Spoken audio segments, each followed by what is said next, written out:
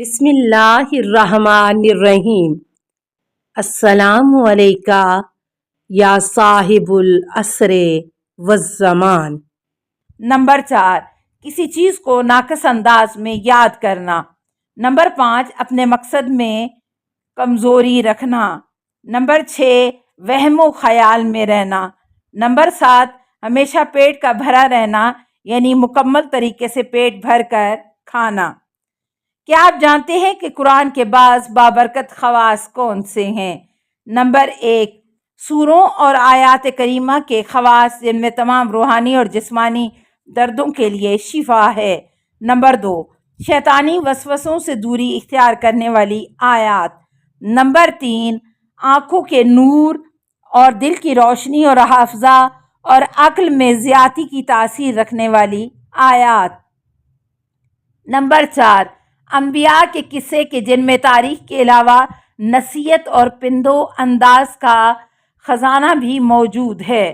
Number 5، اس کلام کے کسی لفظ یا جملے میں آج تک کوئی غلطی نہیں نکال سکا ہے۔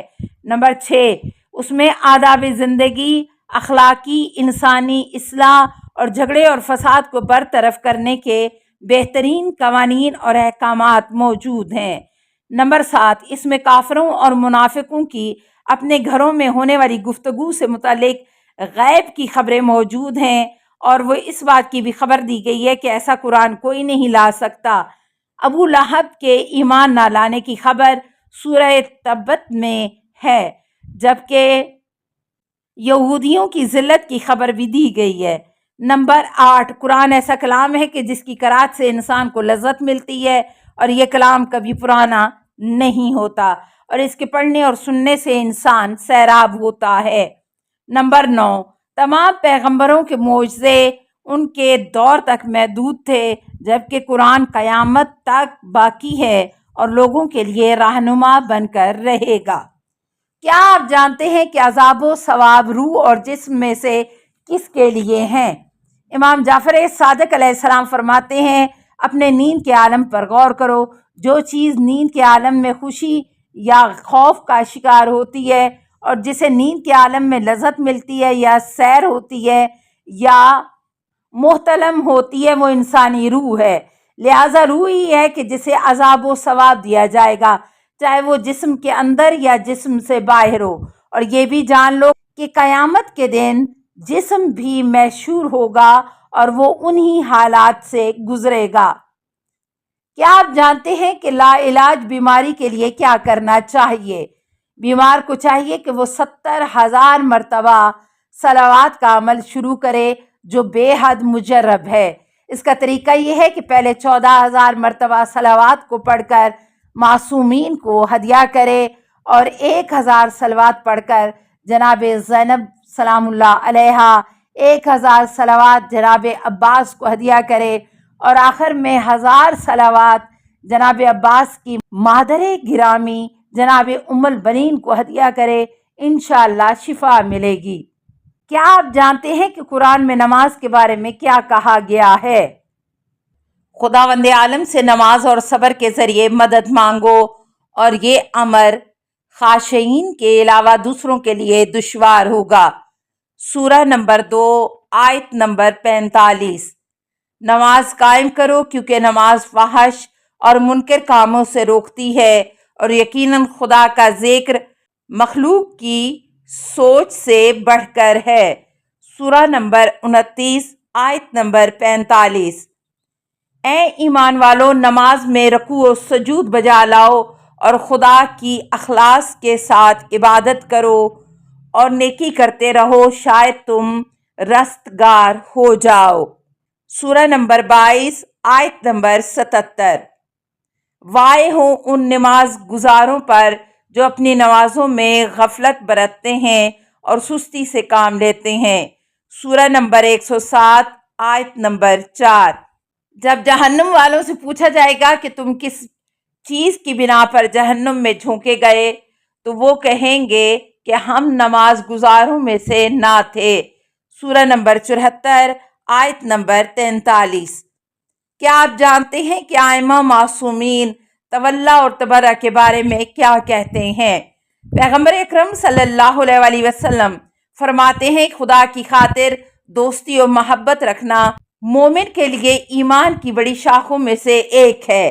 آگاہ رہنا کہ جو خدا کی خاطر کسی سے دوستی یا دشمنی کرتا ہے اور بخشتا یا بخشش سے ہاتھ روکتا ہے تو وہ خداوند عالم کے منتخب شدہ افراد میں سے ہے۔ حضرت علی علیہ السلام فرماتے ہیں کہ ایمان کا نتیجہ خدا کی راہ میں دشمنی اور دوستی اور خدا کی خاطر بخشش اور اسی پر توکل کی صورت میں ظاہر ہوتا ہے۔ امام جعفر صادق علیہ السلام فرماتے ہیں جس کے دین کی بنا پر دوست نہ ہو اور دین کی بنا پر دشمن نہ ہو، ایسے شخص کا کوئی دین ہی نہیں۔ حضرت علی علیہ السلام فرماتے ہیں کہ حقیقتاً دین ایسے درخت کی مانند ہے جس کی جڑیں خدا پر ایمان رکھنا ہے اور جس کا پھل خدا کی خاطر دشمنی اور دوستی رکھنا ہے۔ حضرت علی علیہ السلام فرماتے ہیں بندے کا ایمان اس وقت تک کامل نہیں ہوتا جب تک کہ اس کا کسی سے دوستی رکھنا یا دشمنی رکھنا خدا کی خاطر نہ ہو۔ کیا آپ جانتے ہیں کہ قرآن میں موت کے بارے میں کیا بیان ہوا ہے؟ جس خدا نے تمہیں پیدا کیا ہے وہ تم بندوں کا امتحان لیتا ہے تاکہ معلوم ہو جائے کہ تم میں سے کس کا کردار سب سے اچھا ہے اور وہی عزیز اور بخشنے والا ہے۔ سورہ نمبر 67 آیت نمبر 2۔ ہر نفس کے لیے موت کا ذائقہ ہے اور ہم تمہیں نیک اور بد چیزوں میں مبتلا کرتے ہیں تاکہ تمہاری آزمائش کر سکیں اور موت کے وقت تم ہماری سمت لوٹ جاؤ گے۔ سورہ نمبر 21 آیت نمبر 35۔ تم جہاں کہیں رہو موت ضرور آئے گی، چاہے مضبوط قلعوں میں محصور ہو جاؤ۔